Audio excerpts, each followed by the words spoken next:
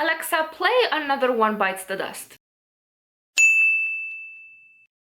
Hi friends, thank you for watching. My name is Mia and this is my virtual vanity, a place where we both love makeup and we're quite critical of it. Today I want to talk to you guys about Ofra and the various responses to the scandal that recently happened with them, because I have some unpopular opinions regarding what's going on, regarding what people are demanding of influencers, and just the whole shitstorm in general. Before we start, I want to make a couple of things very clear, and that is, first and foremost, white supremacy is a plague, Trump is a shit stain, and we don't abide racism or racists in this channel.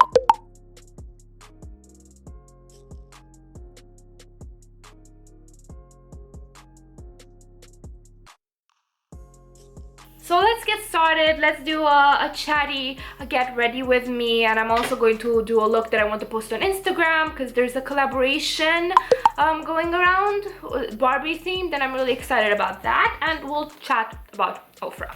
So the first thing that I want to say is that it's very clear that the internet is full of people who don't realize that past a certain point in your growth, if you're an influencer, you're a business person. And being a business person, you start entering all sorts of legal, binding contracts with brands.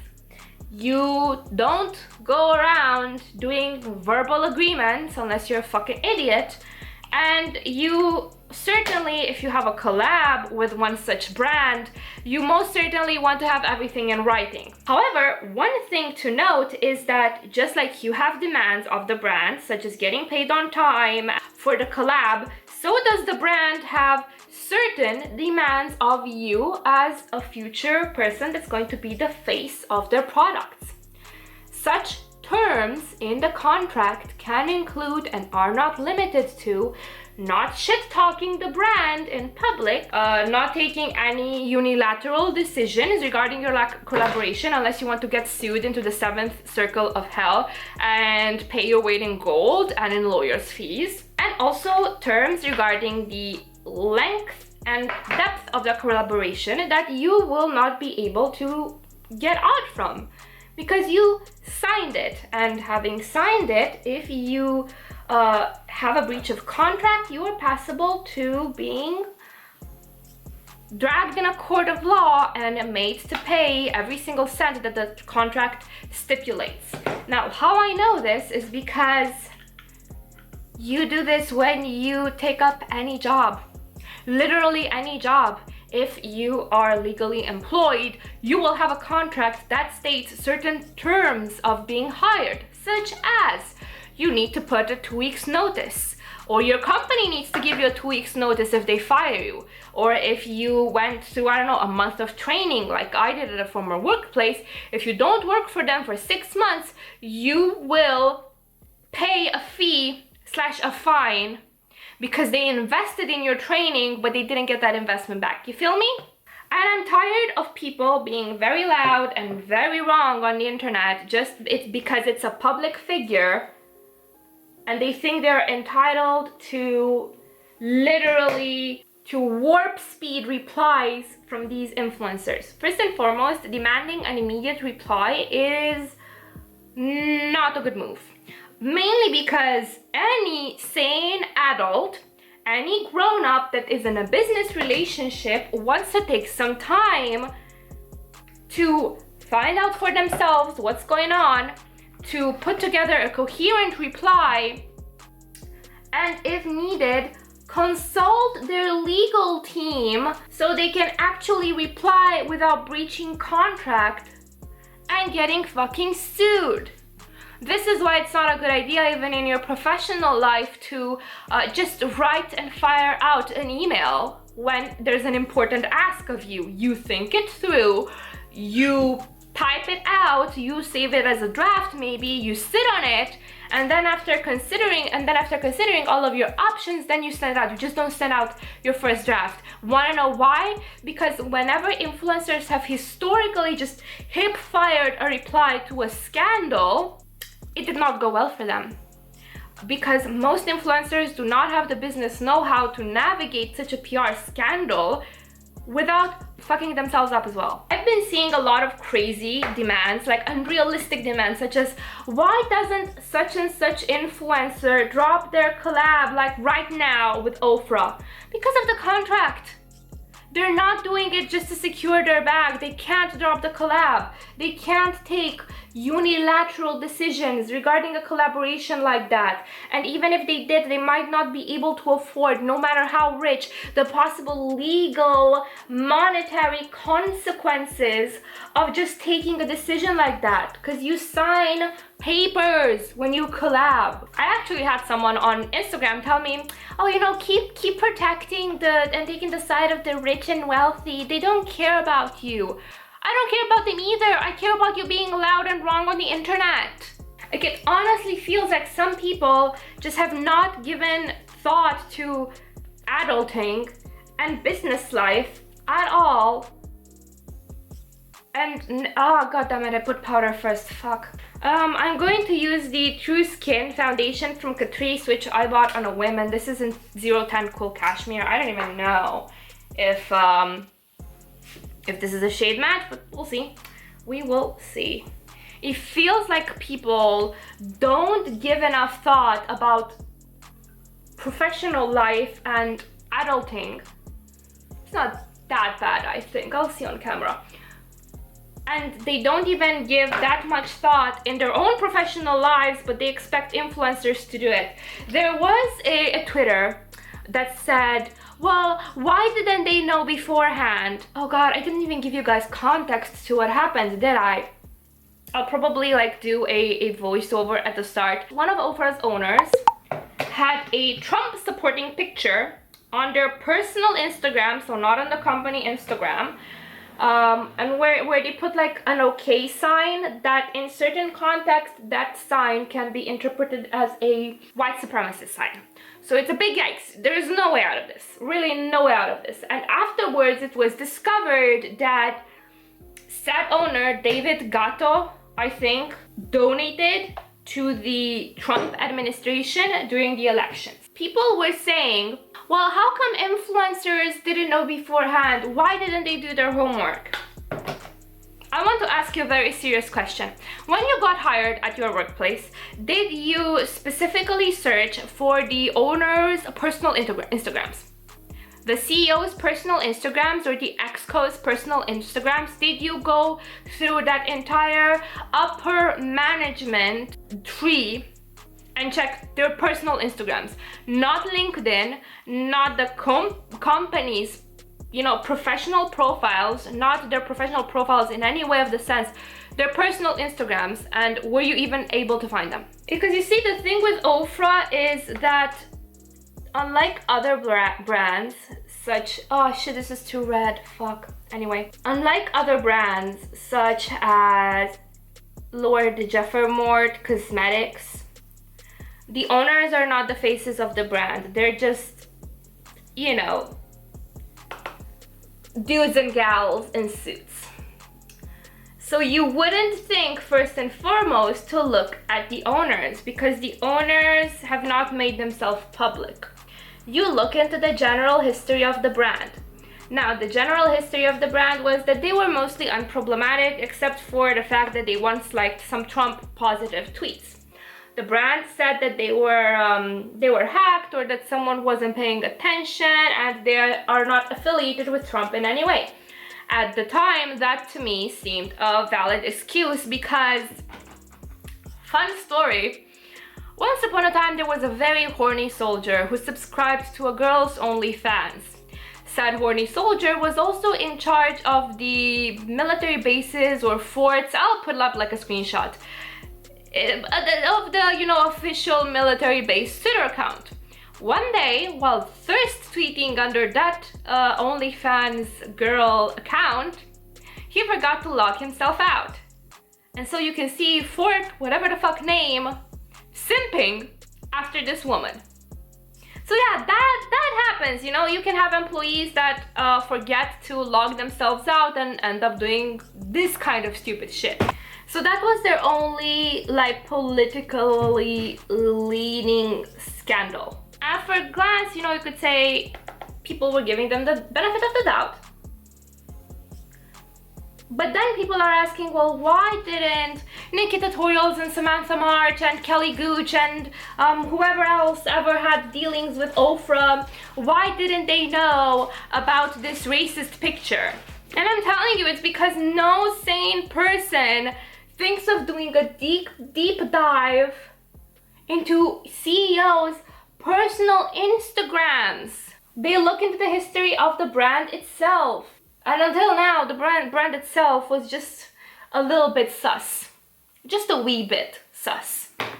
And so it's very bizarre to me to see people have these demands of clairvoyance from influencers when they themselves would have never thought to pull a Sherlock Holmes and investigate someone's personal Instagram when they weren't physically and you know, face forward the face of the company. More bizarre is the fact that they're demanding influencers to reply right now, right away, without thinking that first and foremost, to get a good reply, you need to have time to think about what you want to say and how to best say it without coming across like a total dunce. Not going to name names, but a particular influencer just made a full ass of herself because she could not keep her mouth shut, and she should have just been quiet and made people wait instead of whatever she did. But whatever, not my business. Especially if you've got a collaboration involved, if you've got a contract involved, if you've been collaborating with the brand, you want to make sure that legally you are keeping yourself safe. Especially if YouTube is your main income, you want to keep yourself safe from any legal repercussions, because even if you had like a day job like me, if you had something to go back to, if you have a whole ass brand coming after you and litigating, you might not make it out of there unscathed. You might, no matter how rich you are, those fees for breach of contract and for talking bad when it was written that you are not allowed to could basically bankrupt you. And I don't think people are realizing that. And it's just, I think it's part of this whole parasocial relationship.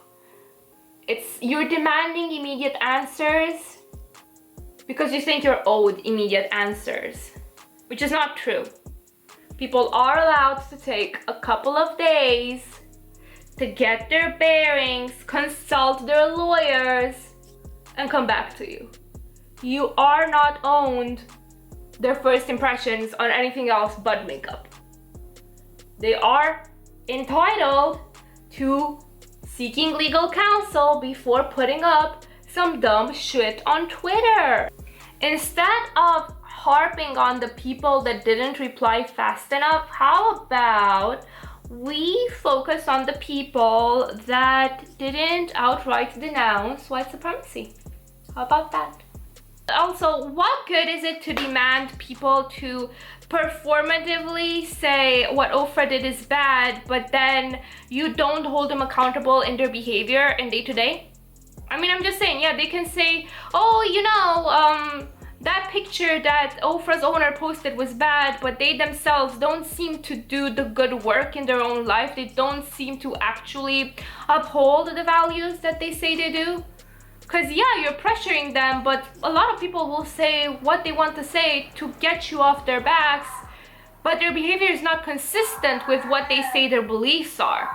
Personally, I think it's more important to look at a person's long-term behavior and see, do their values align with what happened? Have they shown any indication that their values or, you know, beliefs have ever aligned with whatever happened with Ofra? And if their answer is no, if they've never given a sign that they are a white supremacist, they've never given a sign that they support Trump or his policies, give them a fucking break. Give them a couple of days to text their lawyers and hear back from them. Because if the scandal occurs at 2 a.m. your time, you're not going to be able to WhatsApp your lawyer and get a statement. And there are some people that saying, oh, they're consulting lawyers because they want to protect their bag and they want to protect their income. No shit. Doesn't everyone? Like, do you work for free? Of course they want to protect themselves. Anyone in their position would want to protect themselves. If you were in that position, you would want to protect yourself. Because you guys forget that influencers are people too. They have bills to pay, they have families to feed. Now, I'm not saying that we should excuse supporting white supremacy because they've got bills to feed. Fuck that. But in consideration that they want to protect their life, give them a couple of days to consider whatever they need to say, man. Another stupid shit. Why didn't Nikki the Jaeger, or the Jaeger, however you pronounce her name, Nikki Tutorials, why didn't Nikki Tutorials check what donations Ofra did, and why didn't she know that they donated to the Trump administration? Nikki is Norwegian, I think, or from the Netherlands. Nikki is from Europe. Why would someone even think of doing that kind of in-depth background check? The fuck? I assure you that if you go look at the company that you're working right now, if you go either in the company's history itself, or in the people that own it, their personal profiles, if you're able to find them, you will eventually hit dirt. You will find dirt. Are you going to quit your job then? I'm just saying, are you going to quit on the spot? Because if you're not going to quit on the spot, then the least you can do is give people the leeway to navigate this shit show the best they can to stay protected legally. Legally. Because so far, most people that I've seen that were given shit for not replying fast enough, they came out and said explicitly that they condemned the views in that photo and that it does not align with their own views. And I'm like, what more could you possibly want? People were saying, oh, don't all of these sound the same to you? Yes, yes they do. And you wanna know why? Because lawyers. You know, I'm thinking I probably repeated myself 1,000 times in this video, but I'll repeat myself how many times it's needed for people to understand that you can't just go gung-ho and do whatever the fuck you want and say whatever the fuck you like in any situation, especially in business. Just like I am contractually bound at my workplace, just like you are contractually bound at yours, hopefully, so are these bigger influencers with their collabs. Pulling a collab would involve a whole process that they cannot start without legal ramifications. You just can't go around and say, just stop putting out my collaboration right now. It doesn't work like that. It doesn't work like that. They could say that they want their collaboration pulled today and it's not going to happen because guess what? Contracts are a thing. I went ahead and did my eyeliner and brows and mascara off camera because I can't do that while I'm filming. I'm gonna poke an eye out. Let's talk about the owners themselves, because how fucking stupid do you have to be? Like, from a purely Machiavellian, self-serving, Slytherin snake point. If you know that your views do not align with what is fucking socially acceptable, do not post them publicly if you are a person that is a professional in a high position. Just like I don't go around posting on my Facebook pictures of me blackout fucking drunk because I don't want my employer to see it, neither should the CEO of a multi-million makeup company post stupid shit on their Instagram. It's basic internet 101, people, please. And I'm like, how can you be so stupid, so social media unaware to cause such a mess? Unbelievable.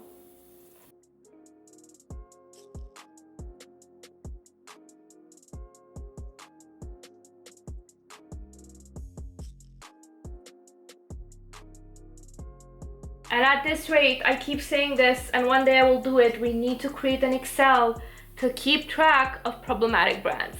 Because there is no way, like every single goddamn month, one more brand shows its ass, and I'm tired. And some people may say, well, Mia, it's just makeup. Exactly, it's just makeup. I don't need it to live, so I can make the choice to buy whatever the hell I want to buy, and I don't want to buy from racists, white supremacists, shit people in general.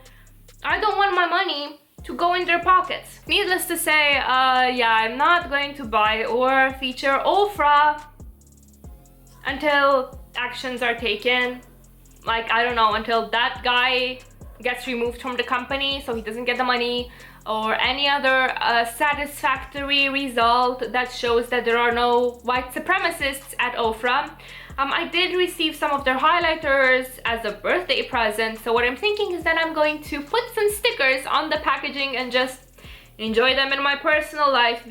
After Ofra shows their asses, another one bites the dust. People are way too demanding of influencers. The people don't realize that collaborations are a business contract, that legal issues exist. Parasocial relationships are a hell of a drug, kids. And this was my opinion on which brand do you think is going to bite the dust next. Not necessarily get cancelled, but get closed. Or get cancelled too. Let's just chat about it in the comments. This is the final look. I can't wait to post it on Twitter. The other people that posted looks just out of the water. I can't even compete. Go check out this hashtag, I am the real Barbie, on Twitter, and you will see everyone's looks. Chop chop. Go give them some support. Anyway, thank you guys so much for watching. Please don't forget to have a wonderful morning, evening, second breakfast, third lunch, or whatever it is where you're from. Bye.